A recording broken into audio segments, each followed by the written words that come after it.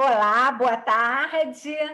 É um prazer estarmos aqui no ciclo de diálogos Igreja e Ditadura, Verdade, Memória e Utopia, que está sendo realizado neste mês de março e abril, no marco dos 57 anos do golpe militar.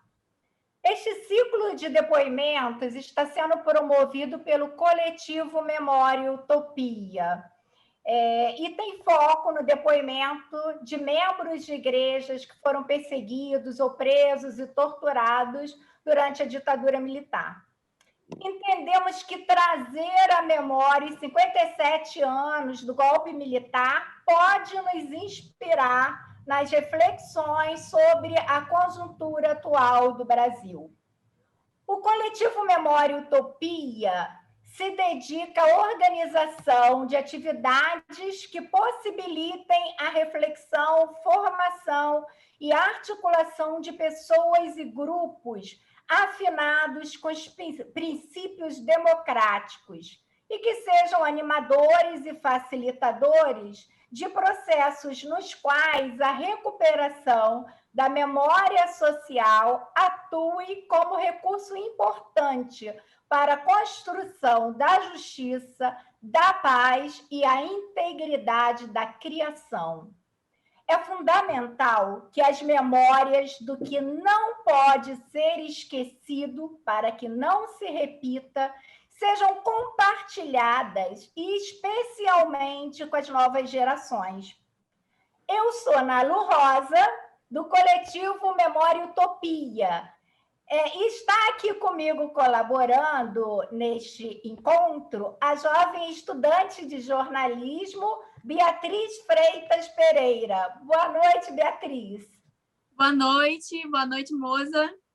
Olá, boa noite, prazer de conhecer você. Prazer.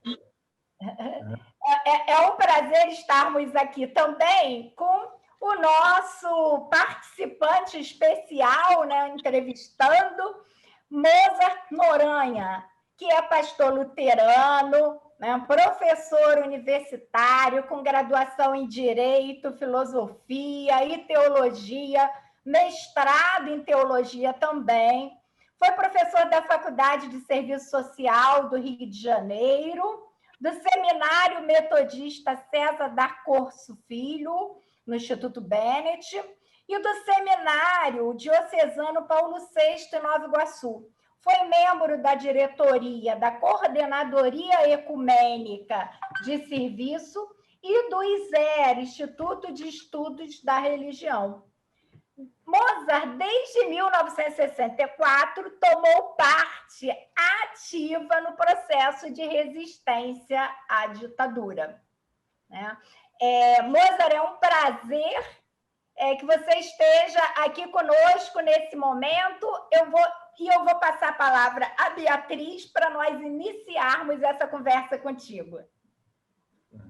Bom, para a gente iniciar, eu gostaria muito que você começasse a comentar sobre como foi o processo, como foi a sua relação com a igreja, contar um pouquinho da sua história, o que você fazia na época, em que comunidade você estava, e para você comentar para a gente.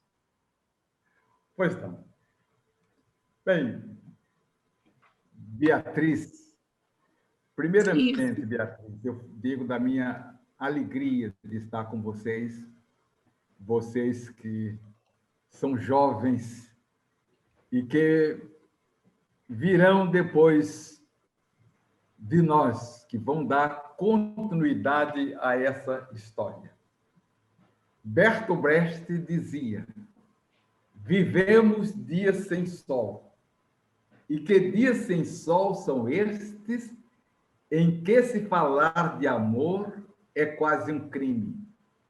Mas vocês que vão ressuscitar das cinzas onde nós perecemos, pensem em nós com um pouco de compreensão, porque vivemos dias sem sol. E nós continuamos vivendo esses dias sem sol, mesmo com os dias ensolarados deste país e desta bela Rio de Janeiro. Eu nasci numa igreja evangélica de tradição presbiteriana. Lá no interior de Pernambuco, na cidade de Garanhuns, terra do Lula. E assim iniciei, como todos os bons evangélicos, o meu processo de aprendizagem na escola dominical. Na época, era difícil a gente viver numa igreja em que tudo era pecado. Dançar era pecado. Comprar sorvete no dia de domingo também era pecado. E assim, evangélico, protestante, presbiteriano não podia comprar sorvete porque a sorveteria da esquina só ficava aberta no domingo. E a gente não podia comprar sorvete porque era pecado quando se ia para a igreja. E fui aluno de um colégio presbiteriano, Colégio 15 de Novembro, um colégio histórico fundado em 1900, com a forte presença de missionários norte-americanos, pessoas muito especiais, muito queridas.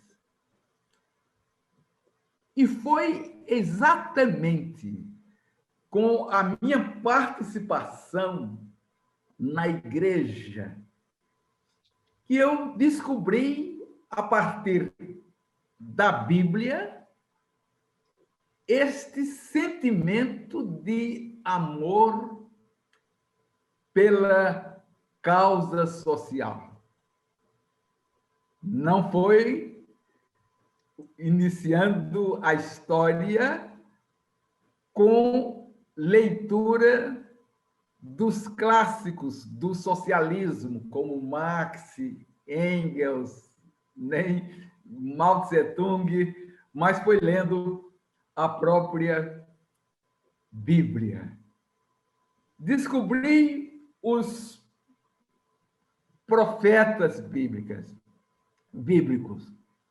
Profeta Amós, o profeta Miqueias, o profeta Isaías, o profeta Oséias, e eu me senti apaixonado pelas figuras que marcaram essa minha juventude na igreja.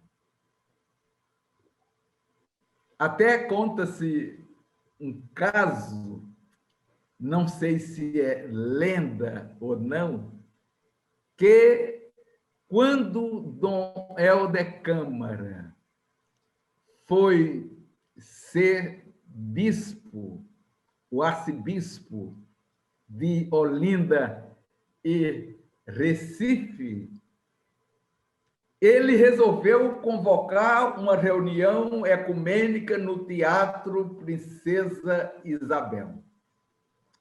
E lá estavam membros de igrejas presbiterianas, católicas, e de outras igrejas luteranas e de outras igrejas evangélicas.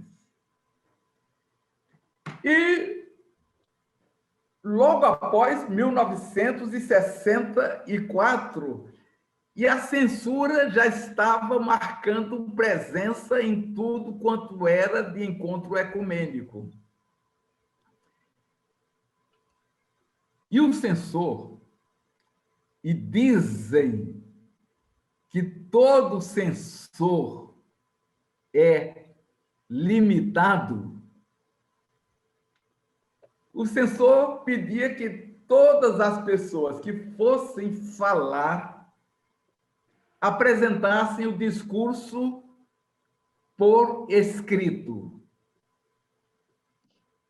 E numa sala, os censores liam o discurso e permitiam que aquele orador falasse ou não. E naquele contexto, esteve um pastor metodista, não tenho licença para citar o seu nome, mas uma figura marcante no protestantismo brasileiro, no protestantismo nordestino e na cidade do Recife. Ele mostrou o discurso para o censor. O censor era um militar, que, por sua vez, se reunia com o conselho de censores. Levaram o discurso do pastor, que Magali, eu não posso dizer o nome dele, porque não tenho autorização, mas ele mostrou o discurso, o censor levou, leu e disse: senhor pastor, o senhor está livre para falar. Só que chegando no púlpito, o pastor, com uma tremenda vocação para a oratória, um brilhante orador, um brilhante pregador, botou o discurso no bolso e falou de improviso. E começou dizendo: meus senhores, minhas senhoras, queridos jovens, disse Isaías: ai de vós que juntais campo a campo e reunis casa a casa e ficais como os únicos senhores da terra. E assim falou Amós: vacas de Bazã que estáis trocando os pobres por um par de sapato. E assim falou Miqueias: antes corra o juízo como as águas e a justiça como ribeiro perene. Até posso ter trocado algumas das palavras. E terminou: e assim falou Tiago: o salário dos trabalhadores que ceifaram os vossos campos e que por vós foi retido com fraude, está clamando, e o clamor dos ceifeiros chegou até aos ouvidos do Senhor dos Exércitos. Terminado o discurso, a juventude presente, estudantil, aplaudiu, e pé na porta do teatro estava um senhor representante da repressão e disse: senhor pastor, o senhor está chamado para se reunir conosco. E o pastor entrou. E o censor disse, censor representante das Forças Armadas naquele evento, disse: senhor pastor, o senhor está preso e o senhor só será liberado quando o senhor nos der o nome do tal de Isaías, do tal de Amós, do tal de Miqueias e do tal de Tiago. Queremos o nome e os endereços desses indivíduos. Na verdade, o censor não tinha entendido que Isaías, Amós, Miqueias e Tiago eram figuras da Bíblia Sagrada. E eu, na minha juventude, me empolguei, isto por conta da minha vocação para um compromisso com os mais pobres. Eu vivi numa realidade do campo, e no campo eu percebia a exploração do trabalhador que, aos sábados, recebia o pagamento não era suficiente para ele comprar as coisas necessárias para a sua vida com a sua família, os bens básicos, ou seja, uma cesta básica, diríamos na linguagem de hoje. E eu fiquei apaixonado pela causa dos pobres.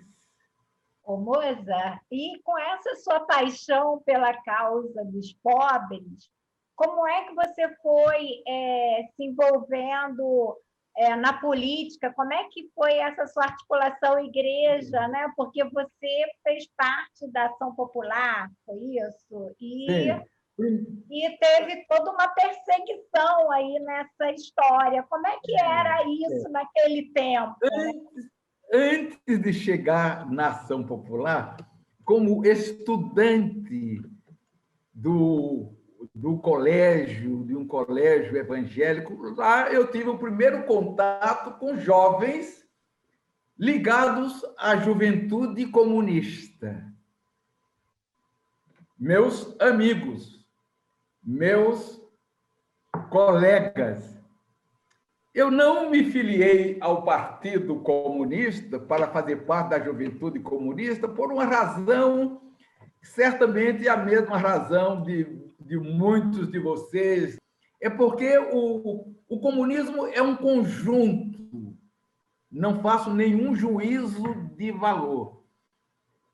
Mas você retirar do Partido Comunista o dogma do materialismo histórico e dialético não é comunista. Você não é um bom comunista. Pode ser um socialista, um democrata, um anarquista, mas ser comunista você tinha que rezar pela cartilha, na época, pelo menos, hoje me parece que as coisas mudaram muito, mas você tinha que ser um marxista e leninista e confessamente ateu. E eu não conseguia ser ateu.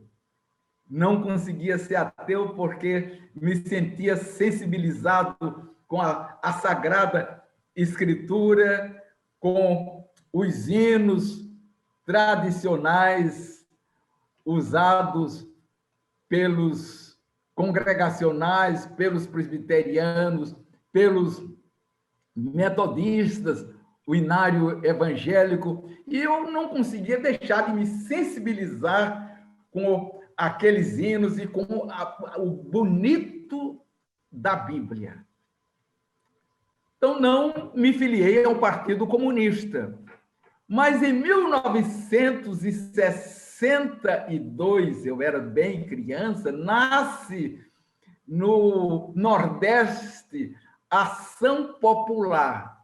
A Ação Popular foi um movimento que nasceu a partir da JOC, Juventude Operária Católica, da JUC, Juventude Universitária Católica, e da JEC, Juventude Estudantil Católica, um grupo de protestantes chamado ACA, Associação Cristã de Acadêmicos, muitos cristãos e cristãs, homens e mulheres, que passaram a questionar a ordem estabelecida e passaram a questionar a ditadura, que estava com seus voos altos, que foi culminar com um golpe, dentro do golpe, em 1968, com o famigerado AI-5, o Ato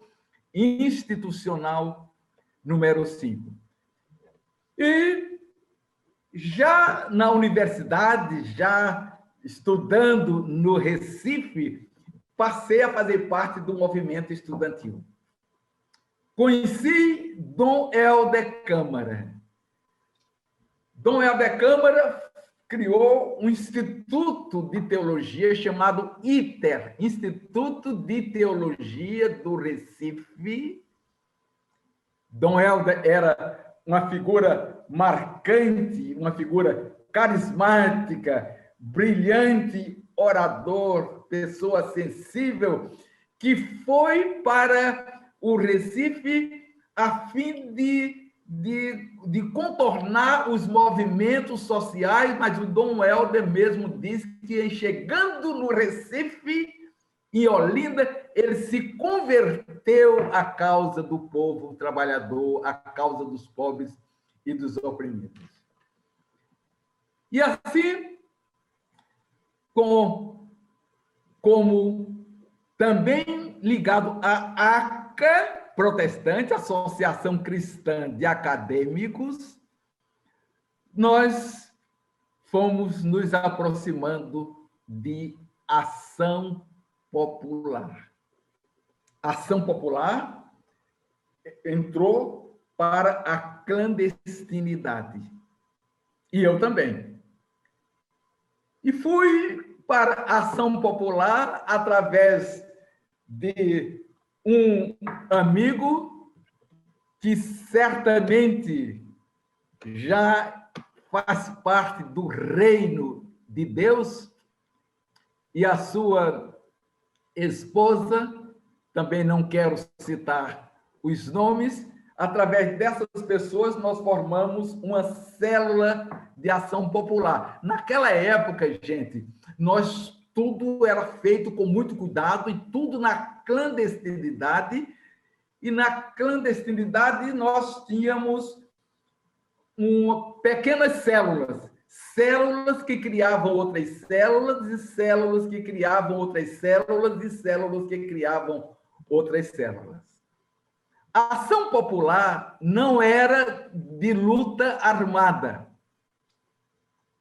Nunca participou de luta armada.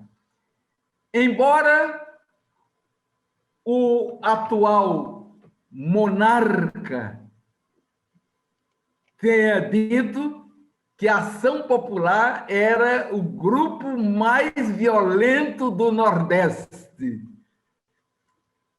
Não. Me tornei membro de ação popular. Claro, clandestinamente. Ninguém podia saber. Eu fazia parte dos companheiros da célula e depois formando outras células, mas tudo em silêncio, conversando só assuntos que eram pertinentes à nossa luta e considerando muito a segurança de cada uma pessoa. Saí do Recife. Eu estudava no seminário presbiteriano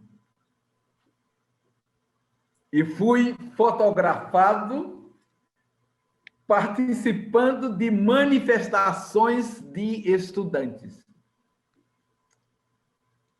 Participando de manifestações junto com a Igreja Católica, por exemplo, quando foi assassinado o padre Antônio Henrique. O padre Antônio Henrique trabalhava com Dom Helder Câmara na pastoral da família e, em saindo de uma reunião de trabalho pastoral, foi preso pela polícia política, pelo exército, e foi levado para Engenho do Meio, a cidade universitária, onde foi arrastado num jipe até a morte. E no dia seguinte, os jornais todos cooptados pela direita, porque quando aparecia qualquer notícia que contrariava o sistema, que questionava a ditadura, na página em que a notícia deveria sair, aparecia receita de bolo, receita de culinárias em geral, aparecia versos de Camões, você vinha lendo o jornal, aparecia uma página com versos do primeiro canto de Luís Vaz de Camões e assim por diante. E assim, eu voltando, tendo sido fotografado pela imprensa que publicou a minha cara participando de manifestação, fui convidado por lideranças do presbiterianismo do Nordeste, de Pernambuco, a ter 48 horas para decidir se eu permaneceria no seminário presbiteriano do Recife ou não. E as condições: não participar de reuniões ecumênicos, porque eles confundiam ecumenismo com comunismo. Para eles, ecumenismo e comunismo era a mesma coisa. Então, não participar de movimentos ecumênicos ligados à pastoral popular católica e não participar de movimentos estudantis e acatar todos os trâmites conforme a confissão da Igreja Presbiteriana do Brasil naquela época. Me deram 48 horas para decidir. Levei a carta para o meu quarto e li a carta diversas vezes. 1, 2, 3, 4 vezes. E eu disse: não, eu tenho que fazer como Abraão. O Rubem Alves, quando se desligou da Igreja Presbiteriana do Brasil, Rubem Alves disse: eu quero migrar, porque Abraão, por fé e amor, foi um eterno migrante ou imigrante. E eu guardei a carta comigo durante 24 horas, e depois de 24 horas eu fui à casa do professor, que era do mesmo presbitério ao qual eu pertencia, e ele exercia a função de secretário executivo do presbitério, também não quero citar o nome, e eu devolvi a carta e eu disse: meu caro professor, eu sinto muito, mas eu não posso continuar no seminário presbiteriano do Norte. E aí, ele ficou surpreso. Era uma pessoa muito boa, muito dócil, muito querida. E ele disse: mas, moça, você procura as coisas sempre pelo lado mais difícil. E eu resolvi partir. Eu tenho um irmão poeta chamado Mauri Noronha, que meu irmão escreveu: parto como se partir não fosse uma divisão de partes. Um professor missionário norte-americano, e eu, a partir daí, comecei a distinguir, de fazer diferença entre o povo americano e o governo americano. Agora eu estou muito simpático ao governo americano, né? Estou muito simpático ao Biden, né?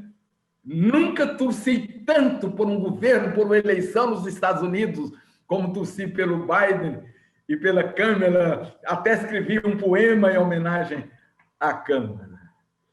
E eu passei a distinguir entre o povo americano e o governo americano. O povo americano é bom, é um povo lutador. E eu conversava com um amigo meu que foi sindicalista em São Paulo e foi professor de física e também professor na universidade organizada pelo Lula na região do ABC. E ele dizia: Mozart, os Estados Unidos estão muito mais perto de uma revolução socialista do que nós. Pelo menos eles têm uma consciência de classe que nós ainda não temos. Saí do Recife.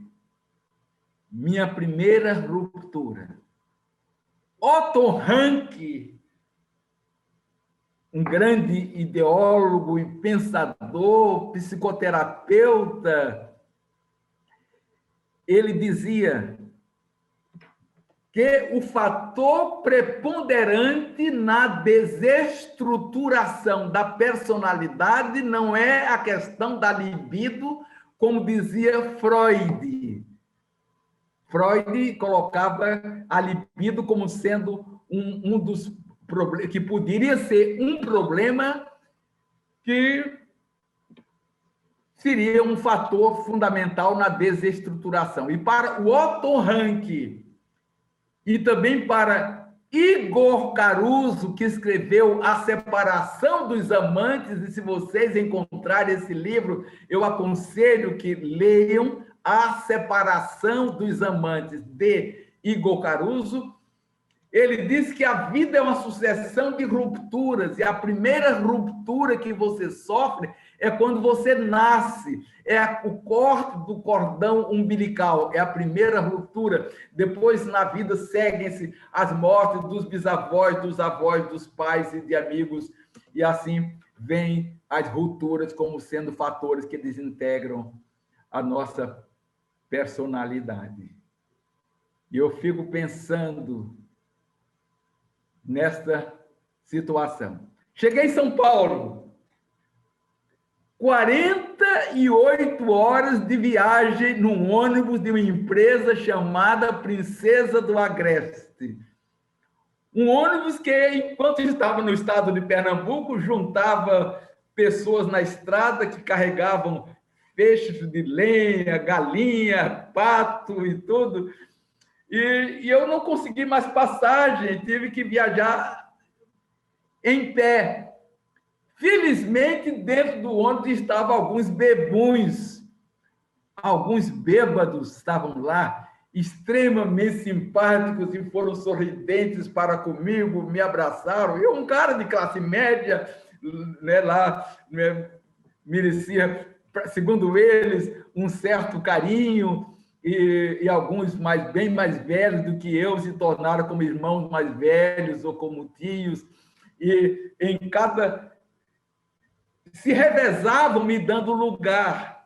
E eu nunca defendi tanto, Magali, o texto de Provérbios, capítulo 31, que diz: dai bebida forte ao que perece e vinho aos amargurados de espírito, para que bebam e esqueçam das suas tristezas e das suas misérias, não se lembrem mais. Eu estou esperando que passe. Eu fui vacinado, tomei a minha primeira dose no dia 10 e vou tomar a segunda dose no próximo dia 7 de abril. Ô, Moza, mas olha só, estou aqui, de certa forma, observando o tempo também. Quanto tempo eu tenho? É encantadora essa sua história, né? Porque a gente vai imaginando tudo que você está fazendo como se estivesse passando um filme. E a gente tem essa curiosidade. E aí você chega em São Paulo, né? Nós sabemos que você acabou indo para o exílio, né? Maravilha. Como é que tem essa sensação que você conseguiu ainda não ser dessa turma? Você até confirma. Então, cheguei... Não foi pego, preso e torturado, como outras pessoas que a gente já entrevistou, mas você, de certa forma, ficou aprisionado do lado de fora do país. Não, minha filha, escuta... Era complicado. Conta um pouco essa parte aí para a gente. Ô, Malu, chegando em São Paulo, quero encurtar essa história, eu tinha um endereço da Faculdade de Teologia Metodista Livre, era um ramo do metodismo. E aquela Faculdade Metodista Livre, ela passou a acolher estudantes que saíram do seminário de Rio de Ramos e do Seminário Presbiteriano do Sul, em Campinas, e pediram acolhimento na Faculdade de Teologia Metodista Livre, onde tinha o doutor James Manoia, e lá estavam, deu aula do Rubens, e assim eu fui lá e falei com o doutor reitor, disse que eu estava vindo com a transferência, porque tinha sido um aluno persona não grata no seminário presbiteriano, e eu queria um lugar ali para estudar, para terminar meu curso. Eu ia fazer o último ano de teologia. E ele disse, olha, você teve sorte, porque um rapaz daqui acabou de deixar o seminário e tem uma vaga lá, uma vaga num beliche, e você pode ficar lá. E no dia seguinte eu estava matriculado no Seminário Metodista Livre. Tá vendo, Magali, que eu sou quase metodista também? Então, fiquei lá no Seminário Metodista Livre, mas para terminar, como eu tinha as matérias não estavam coincidindo, eu tive que fazer um ano também no Seminário Anglicano, lá no seminário, na Faculdade de Teologia da Igreja Episcopal do Brasil, em Santo Amaro. Então, eu fui para lá. Lá eu fui aluno de Ana Flora, do Gorgulho, do Frei Benjamin, do Rubem Alves, de toda aquela gente que estava meio exilada. Terminei o meu curso. E terminei, concomitantemente, eu fazia filosofia. Me formei em filosofia na Universidade de Mogi das Cruzes também. Fui ordenado pastor na igreja presbiteriana, mas eu continuava militando em AP, e por conta da minha militância em AP, conheci diversos sacerdotes católicos militantes, fazíamos um jornal chamado Poder Popular, e o jornal era rodado às noites nos porões das igrejas, com stencils, alguns furando aquele stencil e outros a álcool, e rodávamos os panfletos e iríamos panfletar nas rodoviárias e nas ferroviárias. E como terminei filosofia, fui professor de filosofia em 3 ou 4 colégios na capital. E acontece que eu militando na política, eu estava muito perto de uma pessoa que eu citarei o nome logo mais. E fui chamado, tinha um casal amigo meu.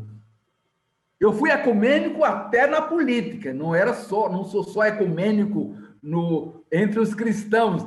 Na política eu era de AP, mas eu tinha contato com gente da ALN, Ação Libertadora Nacional, da VPR, Vanguarda Popular Revolucionária, da VAR, Vanguarda Armada Revolucionária Palmares, POLOP, e desses grupos todos. E de um grupo dissidente da ALN chamada MOLIPO, Movimento de Libertação Popular.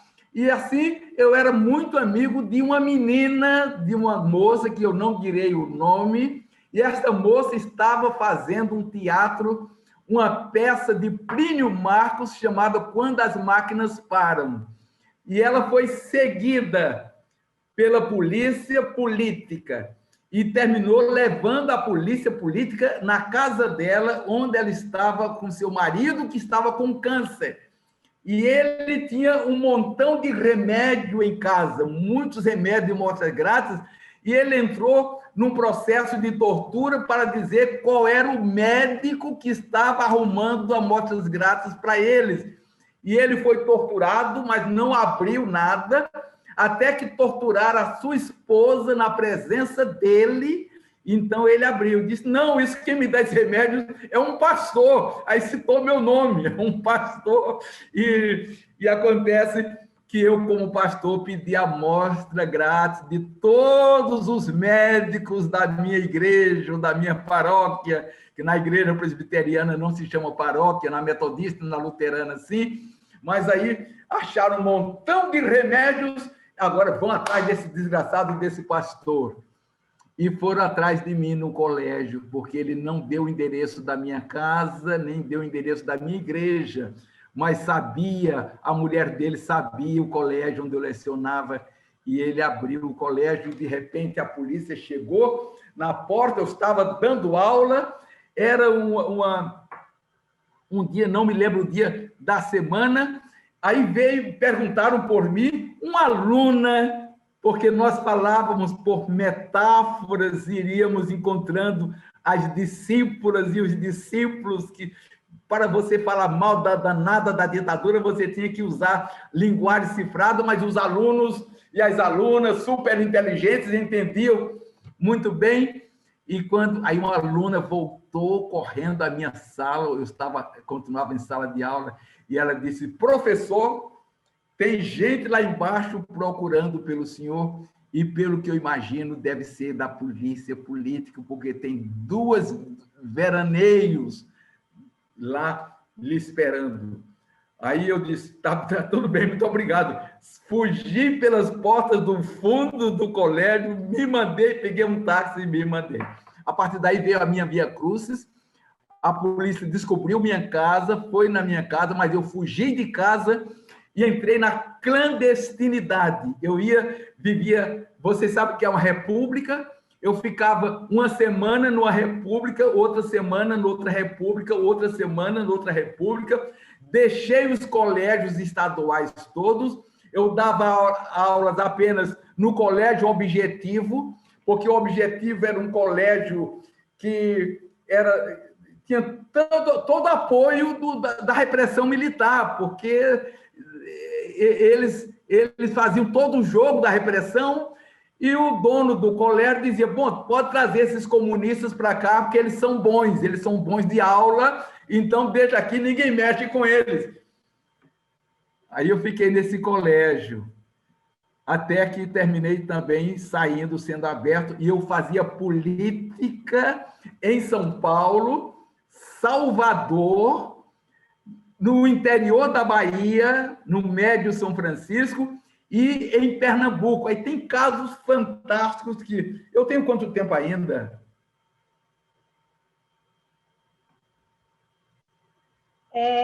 20, 25 minutos por aí. Ah, pois é. Então eu vou contar um fato. Eu estava, na época, como AP, mas conheci um amigo ligado à VAR, Vanguarda Armada Revolucionária Palmares. E nós nos tornamos muito amigos e fomos fazer política na Bahia, eu de AP, né? E havia, na época, uma espécie de namoro, vendo as convergências entre AP e VAR, essa coisa toda, né? E aí eu fui com ele para a cidade de Bom Jesus da Lapa, onde tinha um lugar chamado Sítio do Mato, onde moravam os camponeses. Um camponês, amigo nosso, que ficou de me hospedar com esse amigo.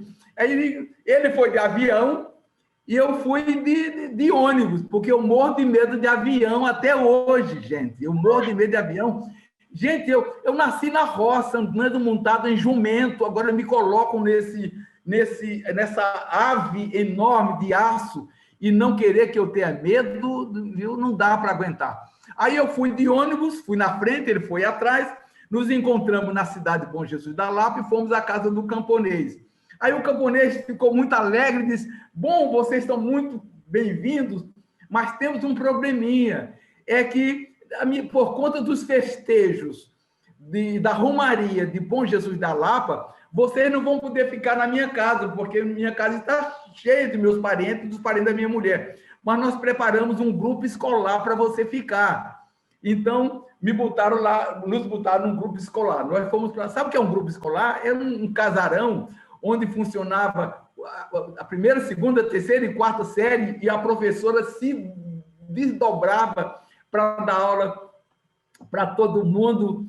Aí, quando nós chegamos lá no grupo escolar, era um final de semana, uma sexta-feira, estava uma cama de casal para nós dois, né? Aí eu olhei para ele, um ex-militar, eu disse: cara, vamos dormir juntos aí, você tem preconceito? Ele disse: não, tudo bem. Aí ficamos nós dois na cama de casal, cada um com uma lanterna não, um candeeiro de gás, de querosene, e ficamos discutindo sobre o futuro da revolução, sobre a questão de tática, questão de estratégia, o cerco da cidade pelo campo, que era as teses de Mao Tse-tung, defendida também por AP, a insurreição. Aí ficamos acordados até 4 horas da madrugada. Quando 4 horas fomos dormir, mosquito que não acabava mais, um calor do inferno, deixamos as portas todas abertas. Quando aconteceu, gente, 11 horas da manhã, eu acordei com várias mulheres e várias crianças na sala. Estavam todas rindo, as mulheres botando o dedinho na boca e rindo. Aí eu cutuquei meu amigo. Eu disse: cara, olha para a janela. Ele olhou e viu a grande parte das mulheres olhando para a gente e sorrindo. Eu disse: cara, estão achando que isso se trata de uma relação homoafetiva, né? Você vai ter que se explicar. Aí ele perguntou para ela, o cara era ex-militar, o Durão: vocês estão rindo por quê? Aí uma mulher disse: pois é, vocês não trabalham não, é? Quer dizer, você veja a lógica dela. Não estava pensando em nada de uma relação homoafetiva, não passava pela sexualidade, a não ser na nossa cabeça pequeno-burguesa, eu e ele, 2 pequeno-burgueses.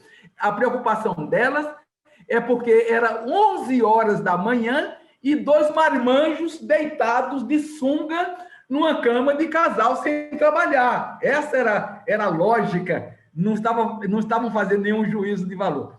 Mas, encurtando essa história, esse meu amigo terminei indo com ele no Recife, ele foi preso, ficou 16 horas pendurado num pau de arara, e aí eu volto para São Paulo, e acontece que a ditadura tinha já exterminado, quase que acabado com os focos, com os grupos de luta armada, como ALN, VAR Palmares, VPR, Polop, Molimpo, todas essas organizações estavam debilitadas, agonizando.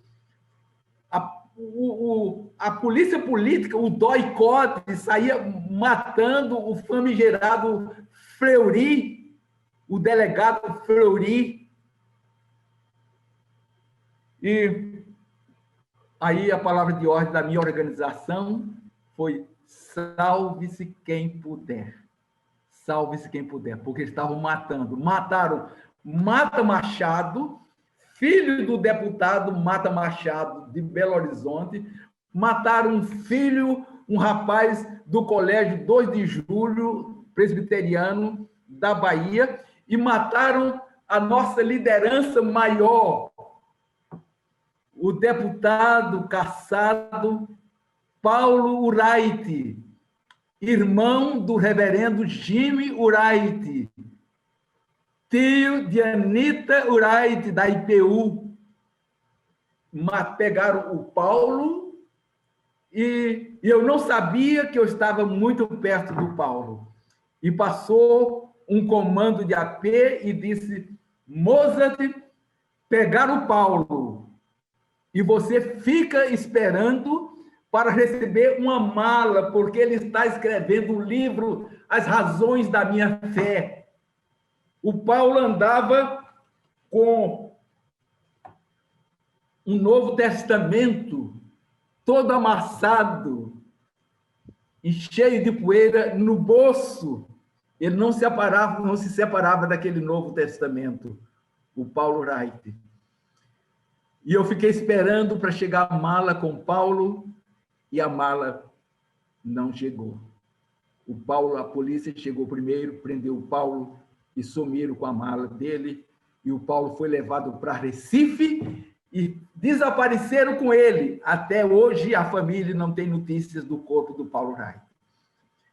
E eu tinha que cair fora. Os amigos de AP disseram: olha, fora, e muita gente de AP, como Jean-Marc von der Weydt, como Silvio Almeida, como diversos outros amigos meus, estavam no exílio. Manuel da Conceição, que era um líder pentecostal da Igreja Assembleia de Deus, que foi pego e torturado até perder uma perna devido à tortura.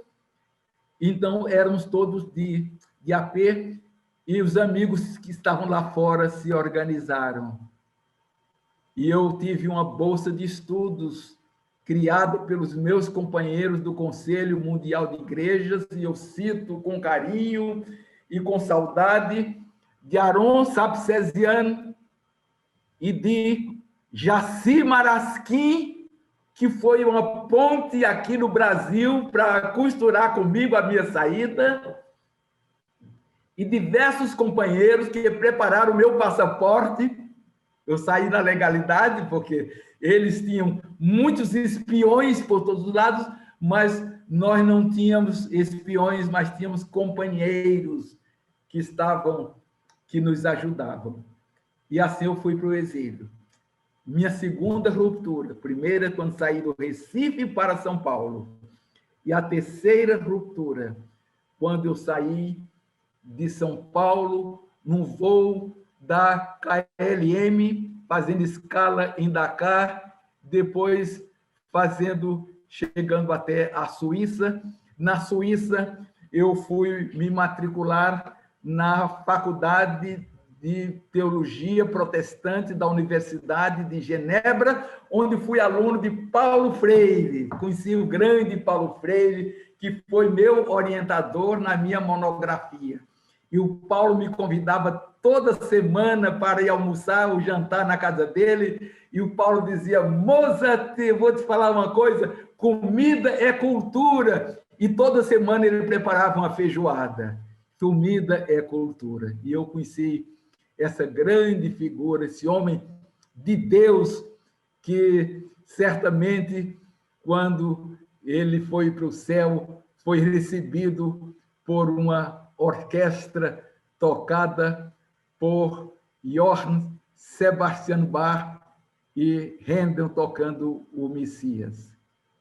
E assim, fico na Suíça, fazendo política, não parava, era aqui, acolá, na casa do Mané da Conceição, na casa de outra pessoa, de outro, e o Mané da Conceição teve uma coisa muito interessante. Um dia nós estávamos reunidos, o pessoal de AP do exílio, na casa do Manuel, e alguém tocou na porta, e o Manuel foi atender e não voltava nunca mais, demorava, depois de uma hora o Manuel chega, aí eu: Manuel, você deixou a gente aqui, um assunto tão importante, você lá. Ele: não, cara, era uma testemunha de Jeová. Mas, Manuel, você é louco, você ficou lá dando satisfação para o testemunho de Jeová. Ele: não, eu estava fazendo a cabeça dele.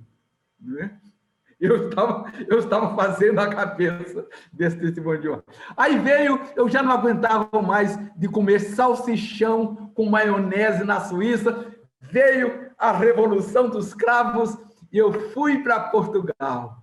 E em Portugal, eu fui trabalhar na Igreja Presbiteriana de Portugal, uma igreja muito aberta, que estava unida com os metodistas e com a Igreja Lusitana, que era a Igreja Anglicana, Portanto, os lusitanos e os metodistas estavam se unindo, formando uma única igreja, e eu fui professor lá no seminário ecumênico dessas 3 igrejas. E, para terminar essa história, fui ser pastor no Alentejo. No Alentejo, eu organizei um grupo de educação popular como resquício da ditadura, milhares e milhares de analfabetos, e eu fazia uma campanha de alfabetização de adultos desde Beja, o Baixo Alentejo, até Barrancos, fronteira com a Espanha, formando centro de cultura e núcleos de cultura. Terminei com uma avançada de um pessoal de extrema esquerda, porque o Partido Comunista e o Partido Socialista estavam governando Portugal, mas tinha aquele pessoal esquerdista. Lênin já dizia que o esquerdismo é uma doença infantil do comunismo. Então, aqueles esquerdistas queriam fazer dar um golpe lá e foram derrotados. E aí, no dia seguinte, o jornal fascista chamado Barricada, que não tinha nada a ver com nossa barricada aqui no tempo, que era uma vertente do PT, né? Que tinha uma coleguinha nossa, da Magali e minha, que eu não diria o nome, também jogava, panfletava com barricada. Eu fui chamado, vou passando na rua com a minha barba, aí sou preso, porque o Barricada botou na primeira página que estavam cerca de 20 mil cubanos para dar um banho de sangue em Portugal, então vão caçando cubano, e me encontraram e me levaram para a prisão em Beja. E eu fiquei na cadeia lá durante um dia e uma noite, um dia e uma noite... cubano, né? Um dia e uma noite, aí chamaram as tropas de Lisboa para deter, porque um montão de gente estava perto do quartel da Guarda Nacional Republicana, e assim a polícia veio e a tropa, em se posicionando contra o povo que estava lá fora, o povo começou a gritar: soldado, soldado, sempre ao lado do povo.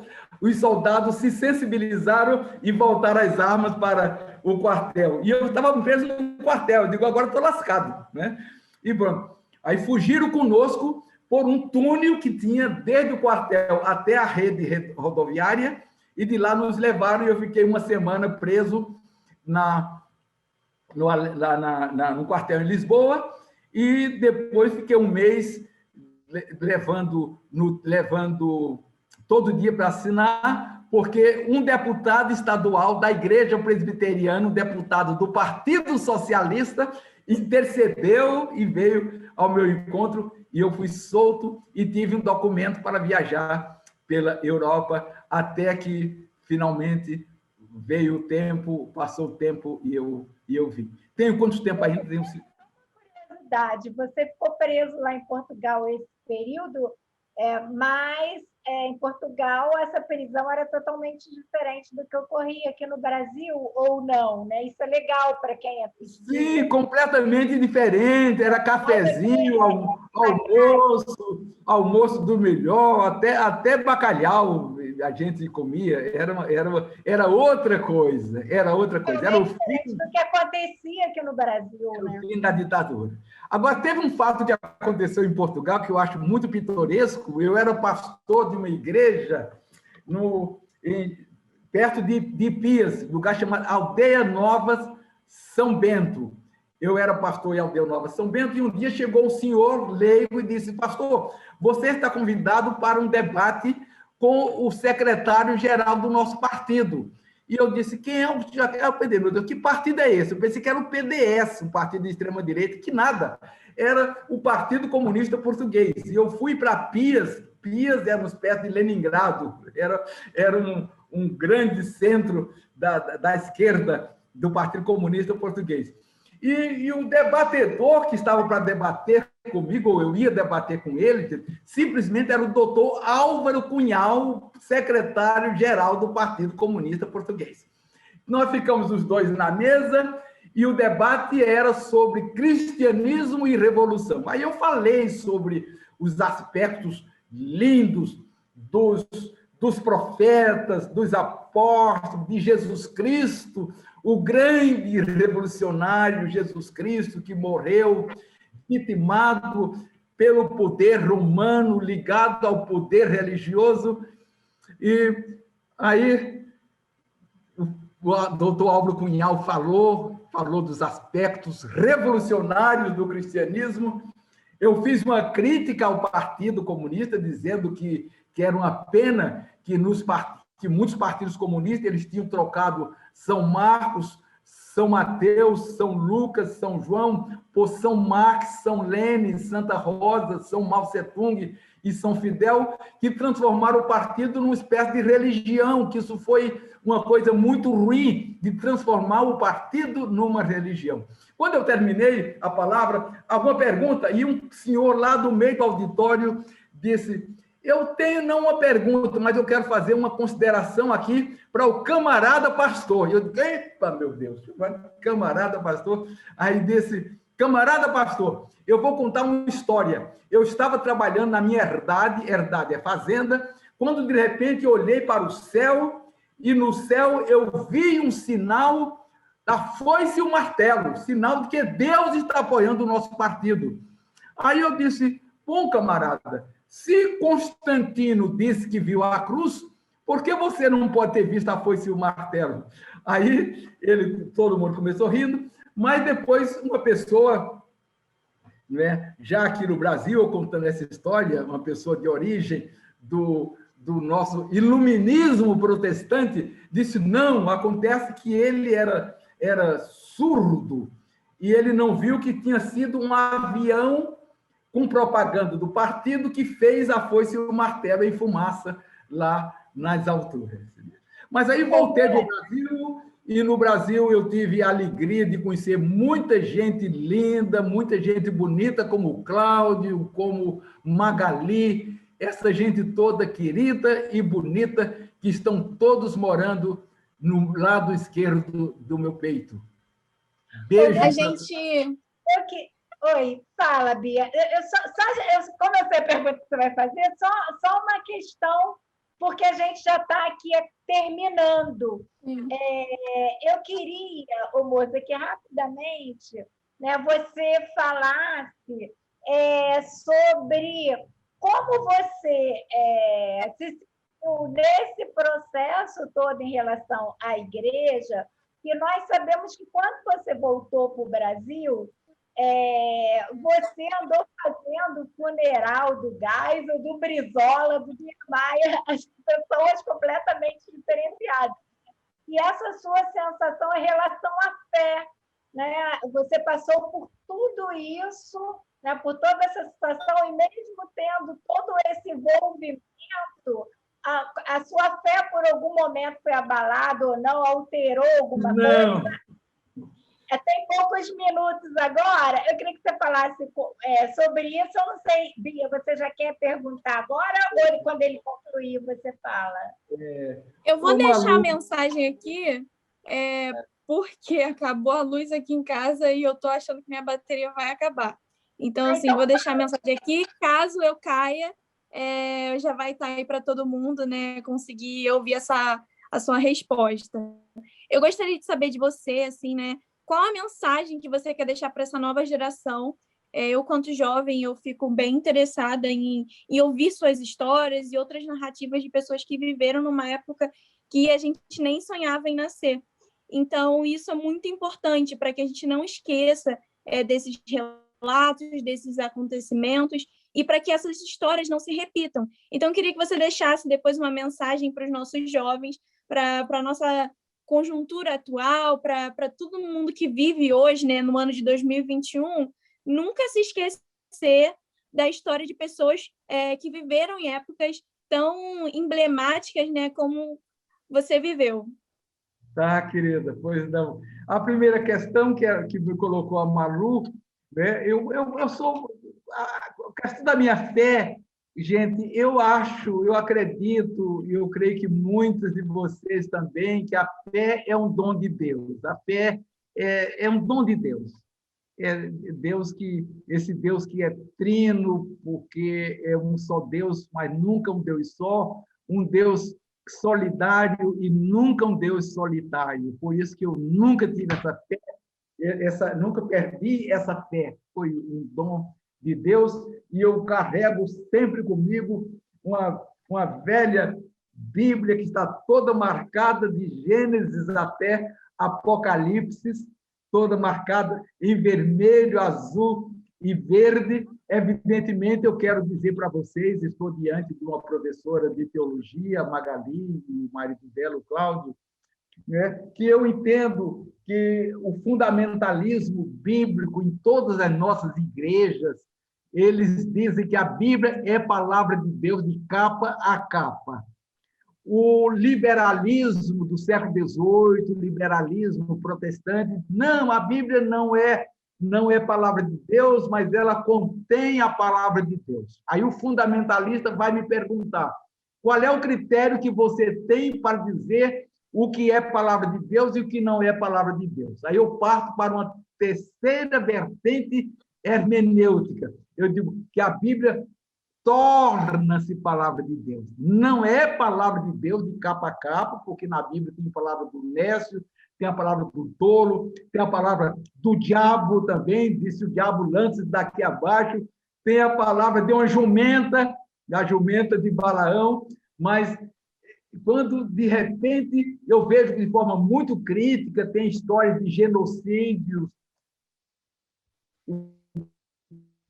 preconceito contra homossexuais, né? Essa coisa toda. Mas quando você pega uma Bíblia e ela fala ao seu coração, quando ela se torna evento, ela se torna palavra de Deus para você. Você está com os pezinhos, com a cabecinha lá debaixo dos pés, aí você vai ver lá, o Senhor é meu pastor e nada me faltará. Ou então, eleva os meus olhos para os montes, de onde virá o socorro? Meu socorro vem do Senhor, que fez o céu e a terra. E você vai encontrar nos textos dos evangelhos, ali, eu digo, é a palavra de Deus, porque a única palavra de Deus é Jesus Cristo. E você só pode ler a Bíblia à luz do evangelho, à luz de Jesus Cristo. Jesus Cristo é o critério para você saber o que é palavra de Deus e o que é palavra do homem, o que é palavra de um povo. Agora, portanto, essa fé é minha, eu durmo sempre ao lado com 3 exemplares de Bíblias, com traduções diferentes e uma tradução também lá do grego. Mas eu nunca duvidei dessa fé. Eu sou uma pessoa de oração e leio alguns textos da Bíblia de joelho. Leio alguns textos da Bíblia de joelho. Mas isto me compromete com o povo, com a realidade do povo, com a realidade das mulheres, com a realidade dos negros, dos pobres, dos jovens, de todos os oprimidos e deserdados da terra. A questão da minha presença no sepultamento do Geisel foi porque o Geisel era luterano e quando ele mudou para o Rio de Janeiro, depois da presidência da República, a filha dele, a esposa, e ele pediram para se filiar na minha paróquia. E eu era pastor na paróquia de Ipanema e recebi a família Geisel. E um dia a família me pediu, o Geisel estava na clínica São Vicente, muito enfermo, e me pediu para ir visitá-lo. E eu fui visitá-lo. Fui visitá-lo como eu visitaria qualquer pessoa. Como se até o Bolsonaro, né, se calhasse com uma casualidade dessas que desce da lei, viesse cair na minha rua e eu pudesse socorrê-lo, eu o socorreria. Né? Isso é movidos pela minha fé, porque eu entendo que a fé não é uma ideologia. A fé não é uma ideologia. A fé é um ato de Deus de compromisso de amor. Compromisso de amor. Então, eu fiz a visita e levei segurei nas mãos dele e o enfermeiro ia me pedir para sair, mas disse, não, o senhor pode ficar, e eu ajudei o enfermeiro a trocar a roupa do general Ernest Geisel. Depois eu fui convidado para um debate na Faculdade de Direito da PUC, onde eu estudei Direito, para discutir como é que um cara que veio da esquerda, um militante socialista, porque eu entendo que o socialismo, como colocava Leonardo Boff essa semana numa conversa comigo, que o socialismo é uma questão de matemática, que os bens da terra terão que ser divididos, que a terra é dos homens, não é do Deus nem do diabo. É de Deus, mas Deus deu a terra aos homens. Aí me perguntaram como é que eu tinha feito o sepultamento de um presidente que tinha sido um ditador. E eu disse, olha, eu vou dar 3 respostas para você. A primeira resposta é de caráter jurídico, né? Eu também, como bacharel em Direito, eu disse, olha, um caráter jurídico é que a morte elimina todo o crime. Com a morte, prescreve todo o crime. Segunda coisa, a pena não pode passar da pessoa do condenado. A pena não pode, ou seja, não pode punir a filha, ou o filho, ou o cachorro, ou o gato, por conta de punir o infrator.